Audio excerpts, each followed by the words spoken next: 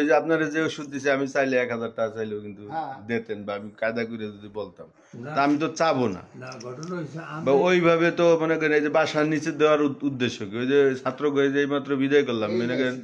সেই 4টার সময় এসে আবদুল্লাপুর খাড়াই আছে, আমি আমার কাজে গেছিলাম আবার উত্তরার দিক, পরে যে ওষুধ এত ভক্তি করে আসছে একদম সিরিয়াস পেশেন্ট, হ্যাঁ তাকে তো আমি সেবা দিব, তাই না? আর আমার তো সরকারি চাকরি একটা আছে আল্লাহর রহমতে,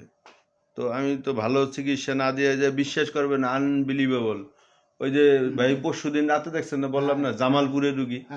মানে আমার ছাত্র 3rd ইয়ারে পড়ে, তার মা জামালপুরে 3-4 ডাক্তার দেখে, সর্বশেষ সবচেয়ে সেরা যে ডাক্তার ঢাকা মেডিকেলের, সে জামালপুরে দেখে, কি আফরোজা আনসারি। তা হ্যাঁ টেস্ট টুস্ট করে বলছে যে আমি একটু দেশের বাইরে যাইতেছি, তা আমি মাসখানিক পরাইসা তোমার মার এটা অপারেশন করে দেবো, জরায়ু টিউমার। তা আল্লাহর রহমতে এই মাসখানিকের ভিতর ও একটা সুযোগ পাইছে, স্যার আপনি ওষুধ দেন, মানে এই যে ওষুধ খাওয়াইছি, টেস্ট করছে, মানে হ্যাঁ ডাক্তারি এলোপ্যাথি ডাক্তার অবাক হয়ে গেছে যে ব্যাপার কি, কি ইঞ্জেকশন নেছো না কি ওষুধ খাইছো, কোন জায়গার কি, কয় ও তখন ওর বাপে কইতেছে, কয় কিন্তু ওর এক স্যার আছে, হ্যাঁ হোমিও ওষুধ খাওয়াইছি, কয় কি তাহলে তো খুব ভালো হয়েছে, তুমি 3 মাস খাবা এই ওষুধ খাইয়ে, এখন যতটুকু আছে তোমার এই এই রোগে আমি আর এখন অপারেশন করবো না, তো 3 মাস পর আইসা আমার দেখাবো, যদি একবার এরকম কমে থাকে তার কোনো অপারেশনের দরকার নেই,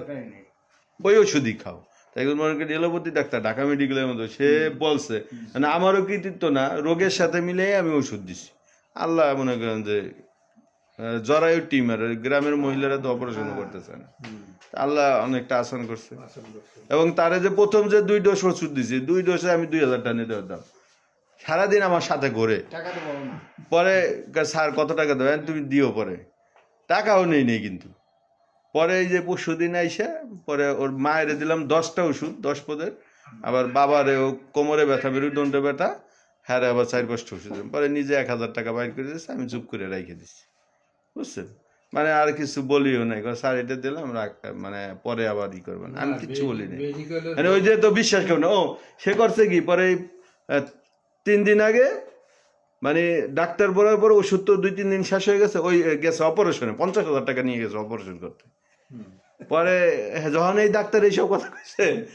মানে আকাশ থেকে পড়ছে, আমরা টাকা টুকে নিয়ে গেছি অপারেশন করতে, হ্যাঁ কয় কি অপারেশন করা লাগবে না, এটা হইলো।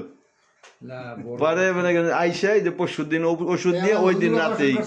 জামালপুর যাইয়া মায়ের ওষুধ দিয়ে এসছে, এখনো জামালপুর আসছে, কালকে আসবে।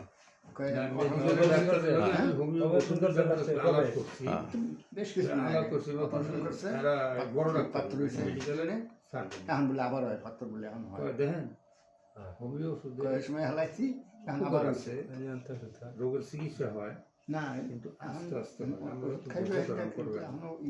ওইটাই তো অনেকে আমরা পাইছি না আইন তাড়াতাড়ি হঠাৎ করে রোগ বন্ধ হয়ে যায়, হয়তো সুস্থ হয় একটু, কিন্তু মূল থেকে তো যায় না, মূল থেকে হোমিও ওষুধ দীর্ঘদিন ব্যবহার করতে কি আমরা ওষুধ আসবে নাকি? আচ্ছা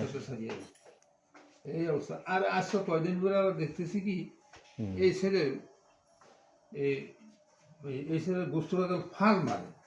এটা কি রোগের থেকে মারে না? গোস্ত ডান পাশের উরুতে, এই হ্যাঁ এই ডাইন পাশের এই ছেলে মারে,